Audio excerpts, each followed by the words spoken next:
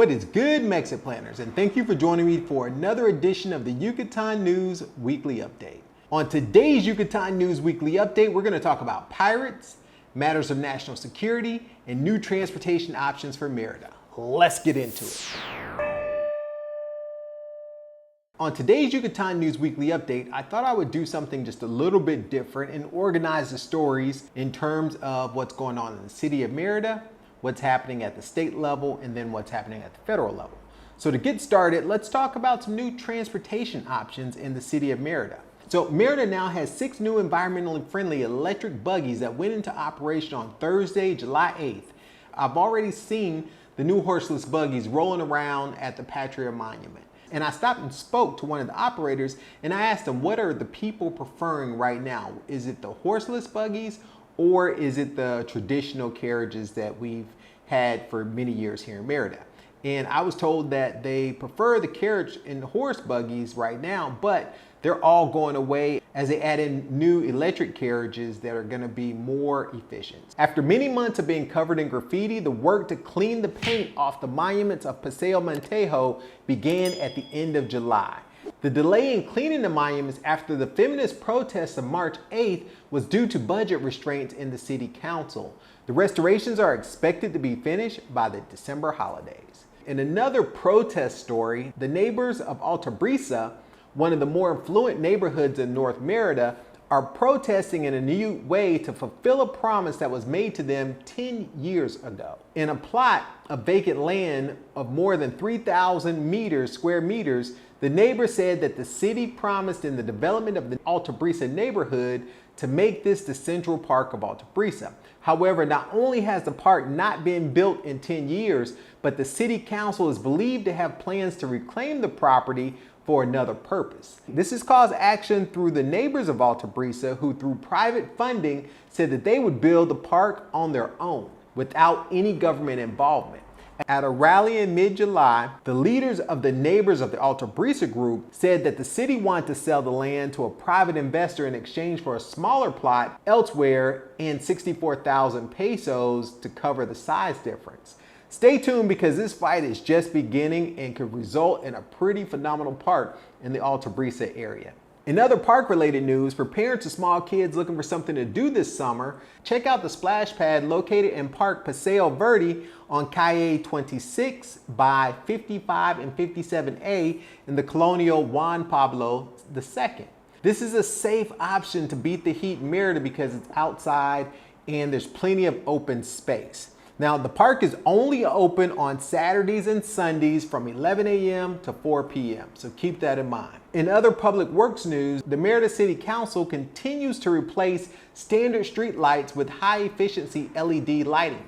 The mayor cited street lights has been a key tool to fighting crime within Merida. They've already serviced more than 29,000 issues with street lights during the mayor's term. So far, they've replaced almost 4,000 old street lights with the LED lamps, and these new lamps have provided an energy consumption savings of 42%. Switching gears to state news, in a new transportation development, 38 combis are going into service at night, but they're waiting on the government to provide the new pricing structure. There'll be 11 routes covered by 38 vans that will run from 11 p.m. to 3 a.m. in the morning.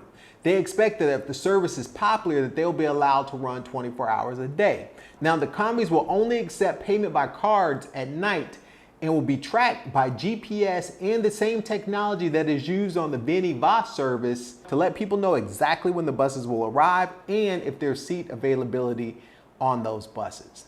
In another state transportation story, because of the low turnout to getting new tags, the government has extended the deadline to get new tags until the end of August. The original deadline was the end of July, which was yesterday. The tax credits were also extended until the end of August. I've gone through the process of getting my tags and I now have new tags on my car. They suspended the requirement to have tags since 2020 in the pandemic, but now you have to get them by the end of August. In other event news, the Tunich Arts and Crafts Festival will be held in Zitzia from last Saturday, July 29th through this Sunday, August the 7th.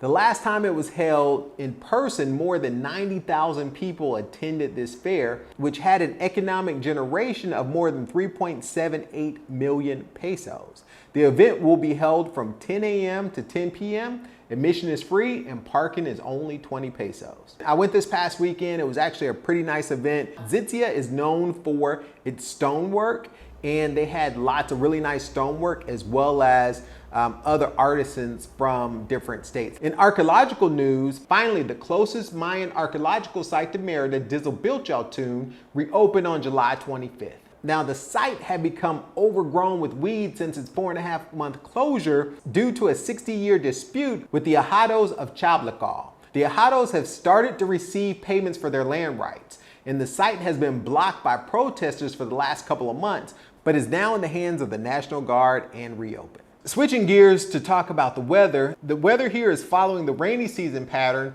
which means it rains every evening.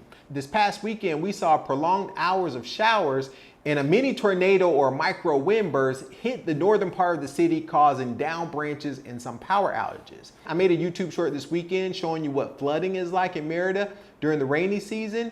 Check it out at the link above. If you're coming to Merida, expect rain every day from the hours of 3 to 7 from now until the first week of November. Giving you an update on the COVID virus situation here in the city, in July, the COVID numbers climbed to as high as 600 new cases per day. We were in the middle of the 5th wave of the endemic here in Merida. However, deaths remain relatively low, between 1 and 2 per day, and the hospitalizations really remained steady throughout the 5th wave. By the end of the month, which was yesterday, the numbers started to recede and are now below 170 new cases per day. In a recent poll, people were asked if they plan to travel during this summer vacation season despite the 5th wave of COVID. 34% of the people said yes, and 66% of the people said no. We're currently at the stage in the state of vaccinating children between the ages of 5 and 11 with the Pfizer pediatric vaccine. That began in mid-July. Speaking of summer vacation and the kiddos, the Minister of Education of the Yucatan just released the 2023 school calendar. The school year will begin on August 29, 2022 and conclude on July 17, 2023. We have 28 more days of summer vacation. There will be 185 days in the new school year. There will be 10 days of vacation in December, 2 weeks from the December 19th through the 30th. The kids will return to classes on the 2nd of January in 2023, and then there will be 2 weeks for Holy Week or Easter from April 3rd to the 14th. And the summer break will begin on July 18th, 2023. 13 teacher school days will also be included. And the way it was handled last year, they didn't have 13, they only had like 7. But the way it was handled in the last school year was after the new year, every last Friday of the month was a teacher school day and the kids were out of school.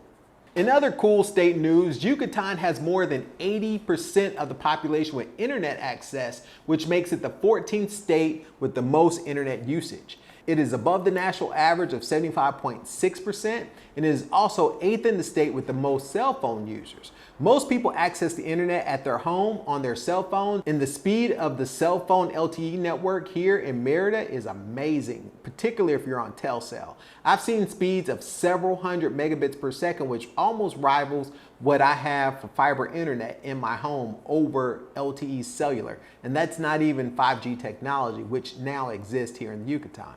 Speaking of the internet and the school year, did you know that the Creating Your MexitPlans course has over 3 hours of new video lessons on every single subject that you need to make a successful move to Mexico?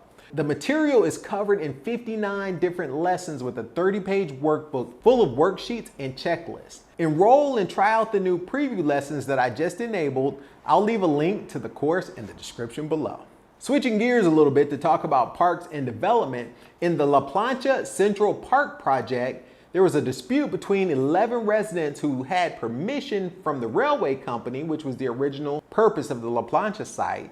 However, the land was never legally granted to those residents, and the residents feared being evicted with the construction of the new Central Park. However, the governor recently stepped in and agreed to mediate between the interest of the residents and the federal government building the project. In exchange for moving from their existing location that they've occupied since 1935, the residents will be built new houses at the edge of the property on Calle 46 and 41 and will be granted the property deed to their new houses. The construction is expected to begin in September on those new homes. Switching gears a little bit to talk about security in Progreso.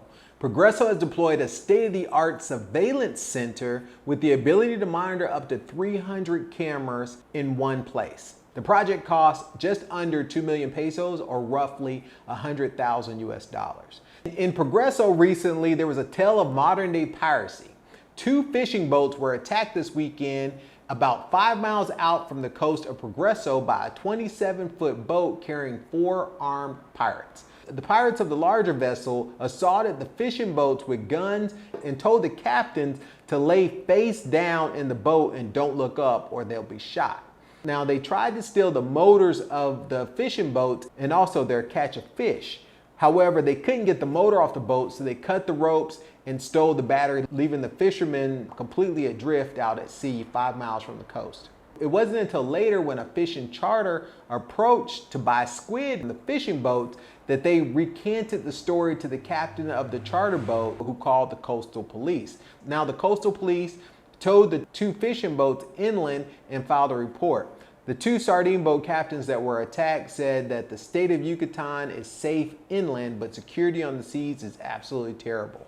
Wow, that story completely blew me away, and I can't believe that pirates still exist in this day and age, particularly in the Gulf of Mexico. Tell me what you think about that story and leave me comments below about the modern day pirates in the Gulf of Mexico.